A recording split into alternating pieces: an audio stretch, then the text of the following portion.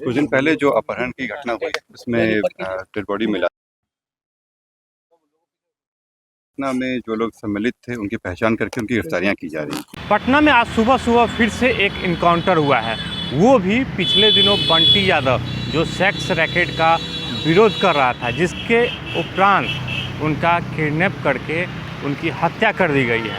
और जो उनके माँ हैं वो आरोप लगा रहे थे बीसी पर, यानी जो हत्या का मुख्य आरोपी है उसका देर रात इनकाउंटर हुआ है। आपको वो वीडियो दिखा रहे हैं कि पटना में इनकाउंटर हुआ है, वो भी पटना के बांसघाट इलाके में, क्योंकि बीसी जो हाजीपुर से नाव के द्वारा पटना आ रहा था और वो नेपाल भागने की फिराक में था।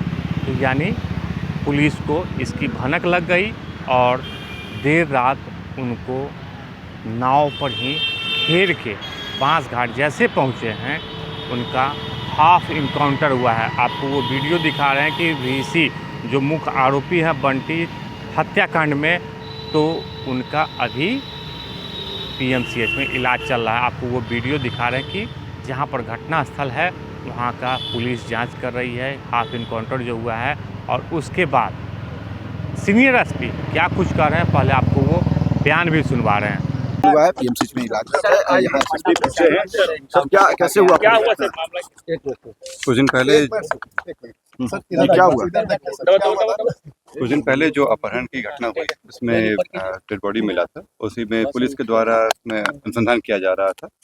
और जो पूरी घटना में जो लोग सम्मिलित थे उनकी पहचान करके उनकी गिरफ्तारियां की जा रही थी।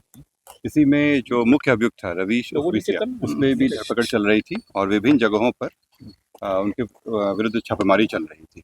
इसी में पुलिस को इन्फॉर्मेशन मिला कि वो पटना आने वाला है और यहाँ से पैसे लेकर नेपाल भागने की तैयारी कर रहा है। जानकारी मिली थी कि वो वैशाली साइड से नाव से आ रहा है और अपने जाके पैसा लेकर पटना से और नेपाल भाग रहा है। इसी क्रम में पुलिस के द्वारा दबिश बढ़ाई गई और घाटों पे उनकी चेकिंग चलनी शुरू हुई। जब इस जगह पे आए पुलिस की गाड़ी तो सामने सामने हो गया और सामने आने के बाद उसके द्वारा फायरिंग किया गया। फायर करने के समय में पुलिस की गाड़ी में गोली लगा।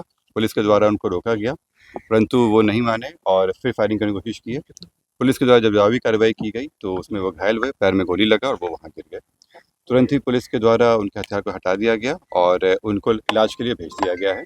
अभी वो इलाजरत हैं और फिर इसमें आगे अलग से केस करके आगे कार्य किया। रवीश अकेले था या उनके साथ और?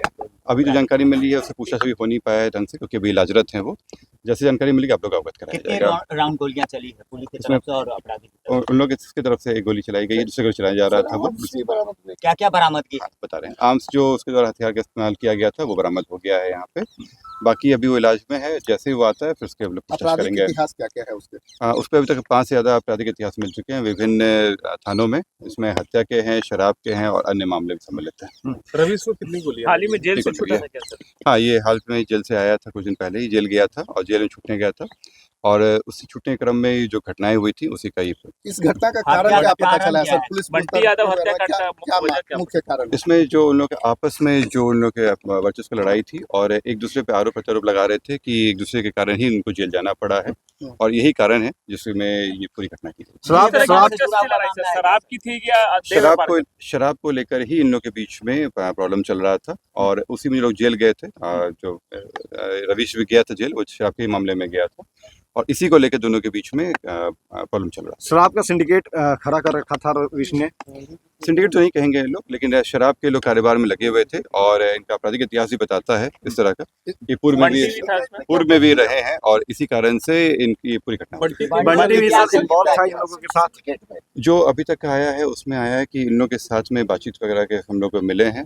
बाकी इन लोग से पूछताछ वगैरह में भी चीजें बातें आई हैं, जैसा अनुसंधान में आता है आप लोग बताया जाएगा। सर शराब के मामले में अभी जो पूरी घटनाक्रम में अभी 4 लोग की और गिरफ्तारी होनी बाकी है, उन पे भी लगातार काम चल रहा है, जल्दी गिरफ्तार होंगे। इस पे भी काम चल रहा है। सर जब रवीश गिरफ्तार हुआ था तो बंटी उसे जमानत देने के लिए उसे छुड़वाने की भी प्रयास कर रहा था जक्कनपुर थाना जाकर के। ये इस तरह का वो आया है, जब उसकी गिरफ्तारी हुई थी तो उस समय वो थाना पे आया था, जिससे ये स्पष्ट है कि इन दोनों के बीच में पहले से भी कार्य चलता था और पहले के भी इतिहास भी और आप लोग अवगत भी होंगे, वहाँ के लोकल लोगों को भी जानकारी है। और इसी जो गिरफ्तारी होने के बाद में ही इन लोगों के बीच में दूरियां बढ़ गई थी और ये जो है वो वर्चस्व को लेकर लड़ाई चल रही थी। जिसमें से कुछ अपराधी नेपाल देखिए ये पटना के तो आपने घटना स्थल का वो वीडियो देखा जहां पर वीसी यादव यानी जो बंटी यादव का हत्या का जो मुख्य आरोपी है उनका आज हाफ इनकाउंटर हुआ है और देर रात हाफ इनकाउंटर हुआ है क्योंकि वो हाजीपुर से नाव के द्वारा पटना आ रहा था और नेपाल भागने के फिराक में था। तो पुलिस को भनक लगी और भनक लगते ही घेराबंदी किया गया और जैसे ही वो बांस घाट पहुंचा उसका हाफ इनकाउंटर किया गया। यानी पुलिस पर जो कहा जा रहा है पुलिस के द्वारा कि जवाबी कार्रवाई में हाफ इनकाउंटर किया गया है, लेकिन फ़िलहाल वीसी जो है वो पीएमसीएच में भर्ती है। तो आपने सुना सीनियर एसपी का वो बयान जिसमें उन्होंने साफ तौर पे कहा है कि जो वीसी है मुख्य आरोपी है और वो हाजीपुर से नाव के द्वारा पटना आ रहा था और आज ही नेपाल भागने के फिराक में था। तो जो पुलिस को सूचना मिली तो घेराबंदी करके जैसे ही पुलिस को वो देखा तो गोली चला दिया और उसके बाद पुलिस ने जवाबी कार्रवाई में उनके दाहिने पैर में गोली मारी और घायल अवस्था में पीएमसीएच में भर्ती कराया गया। Alok Kumar, headline news, Patna.